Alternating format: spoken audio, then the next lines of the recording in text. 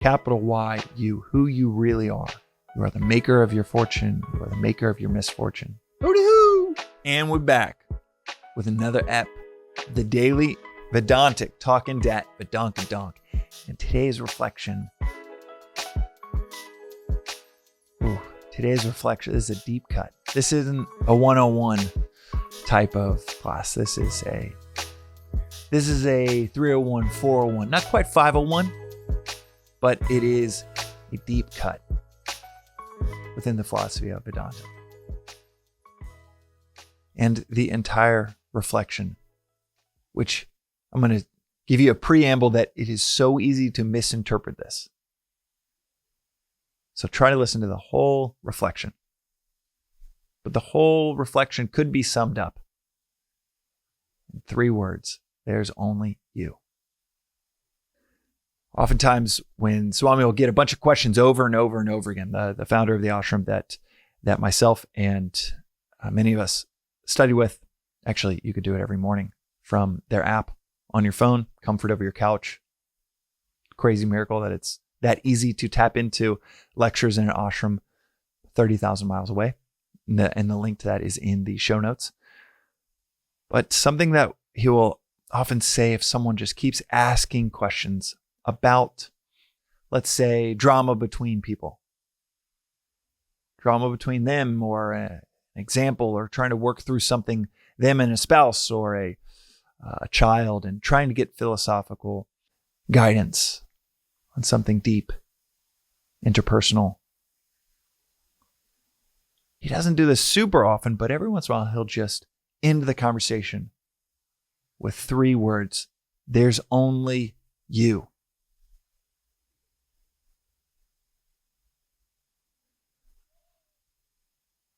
The example that you can look at to try to make sense of this phrase of there's only you. And I don't mean this in terms of solipsism, where it is one person and everybody else is just a figment of their imagination. It is more like the dream, where you have the dreamer and you might have 10 other people in a room with the dreamer. The person in that dream, the dreamer, is not creating those other 10 people. It's the waker while asleep, while dreaming. It is the person from the other level of consciousness that is creating those 11 people, including the dreamer. They're just seeing it from the dreamer's perspective, but it's not the dreamer creating those 10 other people. Similarly, and let me say that again for clarity, the waker while dreaming is that mind. In our mundane sense, I don't mean this in the absolute sense. From the absolute sense in this philosophy of Vedanta, none of it is happening. It's all an illusion. But the perspective that this dream is taking place is happening. That, let's say it's you, and you're in this perspective of, okay, I'm in a room with 10 people and you're in the middle of the dream. Your perspective is that you are the dreamer, but you're not. You are obviously, from this mundane example, you are obviously the waker having a dream that you are the dreamer, having an experience, a perception that you are that dreamer. And if you are convinced you are only that person in the dream looking at 10 other people, then that would be a misapprehension. That would be an illusion, a misperception that I'm in this room when actually you're asleep in your bed. But that example is not this idea that the dreamer is creating those 10 people. It is the person from the higher level of consciousness that's in the bed, creating all 11, creating all of those people, creating every wall, all the tiles on the ground, all of the colors in the clothing, every word that's being uttered. It is all from the waker's mind that dream is taking place. Now, this isn't going to be earth-shattering news. Every one of us has that experience of a dream where you create an entire world with other people and gravity and shoes and walls and even drama, not knowing what's going to happen. even though your mind is creating the entire scenario, the entire universe. Well, this philosophy says this waking state is a lot like that, is an elevated version of that dream experience. So when Swami will say there is only you, this is pretty earth-shattering. It would be like you in the dream and someone telling you in the dream, you're dreaming this. This is not real. I don't exist. That's where it gets a little groundbreaking. When even the dreamer, even if it's factually accurate, that dreamer could absolutely look that person back in the illusory eyes, because that person doesn't exist. It is just a dream, and say, that's insane. Of course this is real. There is no other plane. This is it. I can see you. I can hear you. And yet, the dreamer's wrong. And that's what this philosophy says we're doing over and over and over again when we knock on something hard, think it's real. Look at someone, swear that, well, this is real. That dream, that was BS, but this is real because I can perceive it. And yet, an hour earlier, while you were asleep, 12 hours earlier, while you were in your bed, our perceptions had nothing to do with reality. So when Swami says, there's only you, he's coming from the philosophical lens, this ancient lens that there is a higher level of consciousness than just this waking state. And this is an elevated version, that same dynamic of the dream, where you are projecting all of this. You have to be very clear of what level you're talking from.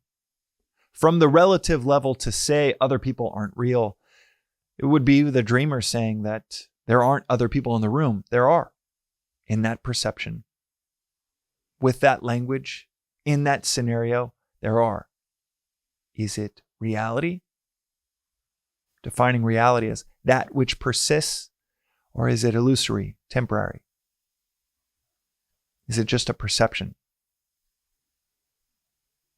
From the waking state, it isn't real. From what's called the fourth state, turiya, moksha, liberation, enlightenment, self-realization, nirvana, all of these terms point to the same thing. All of the kingdom of God, all of these things point to the same thing of a higher level of consciousness. And from that perspective, this is not real. From that perspective, there is only you and your projections. From the absolute, sometimes in a back and forth with people at the ashram, or sometimes in our own back and forth in our minds, it is really helpful to go to the absolute as almost a last stop on the train. There's only you. That drama that you're working through with your coworker, your boss. Sometimes it's really helpful to think through the eternal principles of wisdom is the capacity to see the end in the beginning. Or love is identification, seeing no otherness in the world. Or one of my favorite eternal principles, another word for Vedanta is Sanatana Dharma, which can be translated as eternal principles. Another favorite of mine would be that which is sweet in the beginning is like poison in the end. That which is like poison in the beginning is sweet in the end. So you could say, all right, this is a hard relationship right now. But if I work through it, or if I meet the standards that this boss has for me that's really high, maybe it's actually going to be sweet in the end. Could be completely practical, pragmatic to use one of those eternal principles. Sometimes to best untie the knot in our heart, in our mind, in our knots of the heart. It's a term It's a phrase that's often used in this philosophy. Sometimes the best way to untie these knots of the heart or the mind is to go to the ultimate truth. You listening to this, you perceiving this right now. There is only you.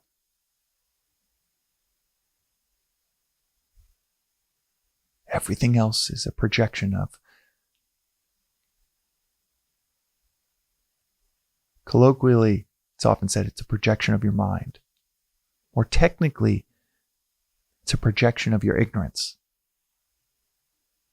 Everything we see, perceive, touch, smell, feel is a projection of our ignorances, our blindnesses. It's a misapprehension of what's really going on. There's only you. In many moments throughout the day, this is irrelevant. Many moments in our practical lives, this notion is not very helpful. Sometimes you got to put on your blinker. Sometimes, as Vivekananda would say, just kick the soccer ball. Dinner conversation. This might not be the most relevant point, but sometimes it is the trump card to help you work out any scenario that you're working within, that you're trying to work through, and that is, there's only you. You are the maker of your fortune. You are the maker of your misfortune. You make yourself, you mar yourself. Every scenario that you're in, it's your fault. Every blessing that you receive, it's your doing. And as radical as this might seem, and the misinterpretation is that what I'm saying is, if you're thinking, there's only me, and you think, well, I'm James, there's only James. That is the dreamer thinking, there's only the dreamer. You're thinking from this identity that we're all caught up in, that we're told we are this small little person in this grand big universe. That's not what I mean by you. That's not what Swami means by you. Capital Y, you, who you really are. Not the sound that comes out of our mouths when we try to introduce ourselves. The sound out of our parents' mouths that was chosen for us. Not your preferences, not your personality, but who you really are. That consciousness from a higher state that is projecting all of this, sometimes to work through a really, really hard knot, to untie it. It's helpful to have a reminder, there's only you. Everyone you see is you. Everything you interact with is you. In the case of drama between another person, it can be helpful to not lay blame everywhere but yourself and say, okay, maybe there's 200% responsibility to go around and I'm going to take my 100%. I'm creating this scenario. Or maybe it's the other side of things where it is increasing a ring of identification with those around us, where it's not a dualistic view of me and her, or me and him, me and them, me and the universe. It is sameness in every direction. How I treat them is how I'm treating myself. What I do to him, her, them, I'm doing to myself. In either of these, or in the range of situations in between, sometimes it is helpful to hear the reminder that there's only you. There is no one else. And that's today's reflection on the Daily Vedantic. We'll see you next time.